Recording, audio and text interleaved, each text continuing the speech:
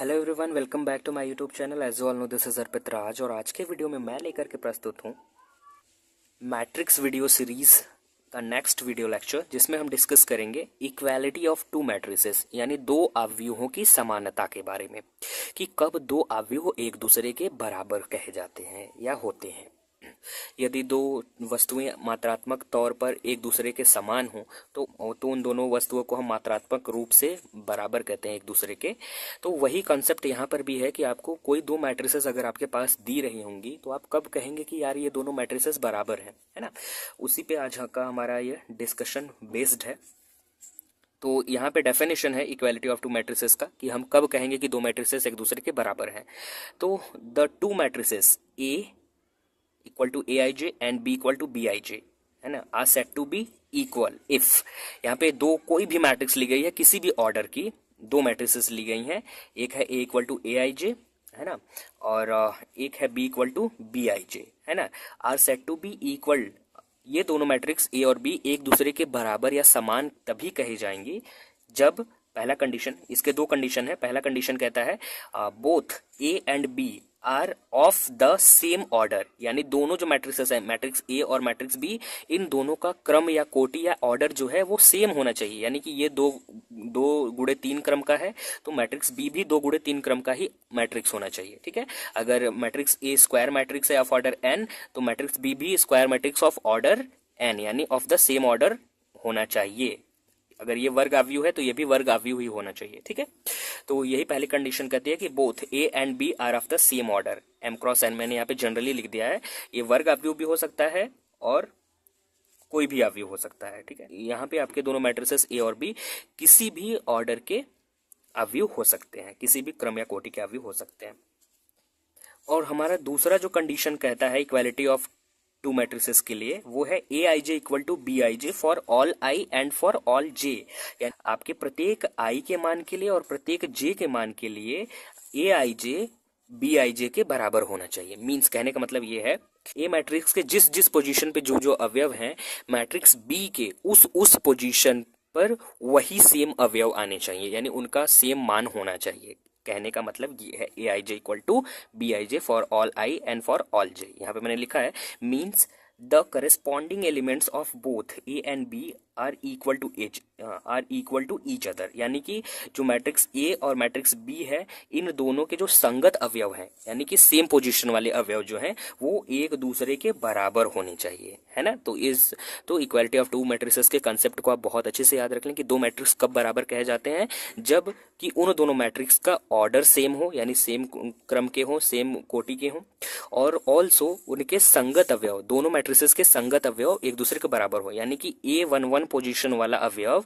B11 position वाले अवयव के बराबर हो। इसी तरीके से B23 पोजीशन वाला अवयव A23 वाले अवयव के बराबर हो, है ना, तब हो। तो जब ये दोनों कंडीशन फुलफिल होती हैं तब हम कहते हैं कि दो मैट्रिसेस A और B एक दूसरे के बराबर है। यहाँ पे मैंने दो एग्जाम्पल्स लिए हैं। हमारे पास ये एक मैट्रिक्स है A, मान लीजिए 1 2 3 4, और ये मैट्रिक्स B है जिसके एलिमेंट्स 1 2 3 4 है ना। इनका आप अगर ध्यान से देखें तो इन दोनों मैट्रिसेस का ऑर्डर सेम है, ऑर्डर 2 के ये दोनों स्क्वायर मैट्रिसेस हैं, और इनके करस्पॉन्डिंग एलिमेंट्स, यानी कि A11 पोजीशन पे 1 है तो यहाँ पर भी A11 पोजीशन पे 1 है, A12 पोजीशन पे 2 है तो A12 पोजीशन पे 2 है, A21 पोजीशन पे 3 है, A21 पोजीशन पे यहाँ पर भी 3 है, A22 पोजीशन पे पहले मैट्रिक्स में 4 है तो A22 पोजीशन पे दूसरे मैट्रिक्स में भी 4 है ना। तो इस तरीके से इन दोनों अवयवों का ऑर्डर सेम है और इनके करस्पॉन्डिंग एलिमेंट्स भी इक्वल है एक दूसरे के। तो इस प्रकार से ये दोनों मैट्रिसेस एक दूसरे के इक्वल कहे जाएंगे, यानी कि यहाँ पे इस matrix A is equal to matrix B हो जाएगा, ठीक है। बट यहाँ पे मैंने एक दूसरा एग्जांपल लिया है जिसमें पहला मैट्रिक्स जो है वो ऑर्डर 2 का एक स्क्वायर मैट्रिक्स है जिसके एलिमेंट्स है 1 0 3 2, और यहाँ पे मैंने एक दूसरा मैट्रिक्स लिया है जो कि एक स्क्वायर मैट्रिक्स है ऑफ ऑर्डर 2 और इसके एलिमेंट्स हैं 1 0 3 3।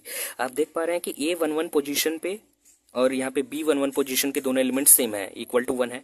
यहाँ पे A12 पोजीशन पे 0 है, और यहाँ पे B12 पोजीशन पे 0 है, ये भी सेम है। यहाँ पे A21 पोजीशन पे 3 है और यहाँ पे A21 पोजीशन पर भी 3 है, ये भी सेम है। लेकिन यहाँ पे A22 पोजीशन पे 2 है, लेकिन यहाँ पे A22 पोजीशन पे 3 है। तो यहाँ पे आप देख पा रहे हैं कि जो A22 है is not equal to B22, है ना। ये इसका पोजीशन यहाँ पे B22 मैंने माना है।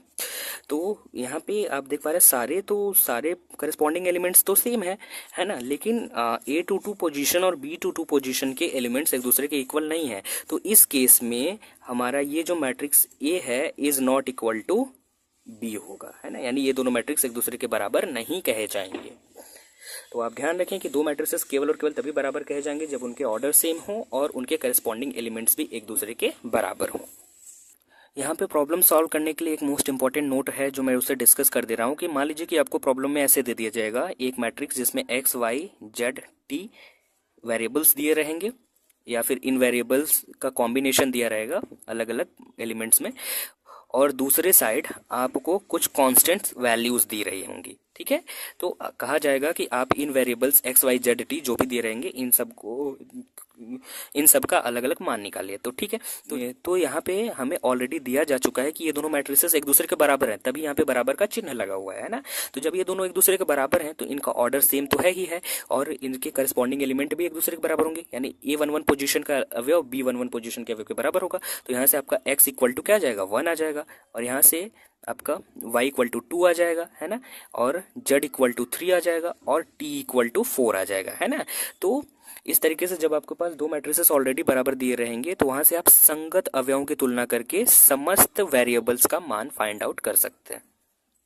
सो फ्रेंड्स, फॉर एग्जांपल मैंने यहाँ पे दो क्वेश्चंस लिए हैं। पहला क्वेश्चन हमसे कहता है find x Y z when these two matrices are equal to each other. यहाँ पे हमें दो मैट्रिसेस एक दूसरे के बराबर दी गई हैं और यहाँ पे हमें एक्स वाई जेड इन तीनों वेरिएबल्स के मान निकालने हैं। तो जैसा कि हम यहाँ पे हमें पहले से दिया गया कि ये दोनों मैट्रिसेस एक दूसरे के बराबर हैं तो इनका ऑर्डर भी सेम होगा और इनके करस्पॉन्डिंग एलिमेंट्स भी एक दूसरे के बराबर होंगे। तो जब भी इस प्रकार के प्रॉब्लम्स हमें दिए जाएंगे तो हम क्या करेंगे, सिंपली दोनों मैट्रिसेस से करस्पॉन्डिंग एलिमेंट्स यानी संगत अवयवों की तुलना कर देंगे। तो आप देखेंगे कि A11 पोजीशन पे यहाँ पे आपका 4 है और यहाँ पे B11 पोजीशन पे आपका y है। तो यहाँ से A11 इक्वल टू B11 होगा क्योंकि ये दोनों मैट्रिसेस सेम है। तो यहाँ से आपका आ जाएगा 4 इक्वल टू वाई, यानी यहाँ से y की वैल्यू आ जाएगी equal to 4। In the same way जब आप 1 2 पोजीशन के एलिमेंट्स की तुलना करेंगे दोनों मैट्रिसेस से तो वहाँ से आपको मिलेगा 3 इक्वल टू जेड। तो यहाँ से 3 इक्वल टू जेड यानी कि z की वैल्यू आपकी 3 आ जाएगी। और जब आप A21 पोजीशन के एलिमेंट्स की तुलना करेंगे, संगत अवयवों की तुलना करेंगे, तो यहाँ से आपके पास आ जाएगा x इक्वल टू 1। और A22 पोजीशन के एलिमेंट्स की तुलना करने की आवश्यकता नहीं है क्योंकि A22 पोजीशन के एलिमेंट्स साफ साफ दिख रहे हैं कि दोनों एक दूसरे के बराबर है। और इस तरीके से हमारे पास तीनों वेरिएबल्स के मान निकल के आ गए एक्स वाई जेड। तो जब भी इस प्रकार के प्रॉब्लम्स दिए जाएंगे आपको इसी सेम प्रोसेस को अप्लाई करके सॉल्व करना होगा। In the same way I have taken one another example in which we are given the two square matrices of order 2 which are equal to each other. So we have to find out the variables x, y, z and the fourth variable is t.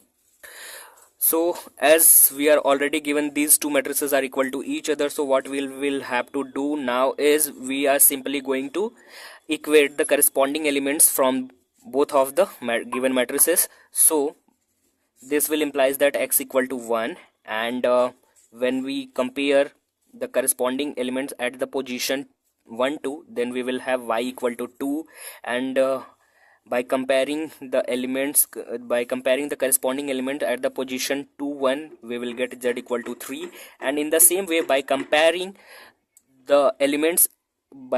the corresponding elements at the position 2 2 we will get t plus 1 equal to 5, and solving this we will get t equal to 4.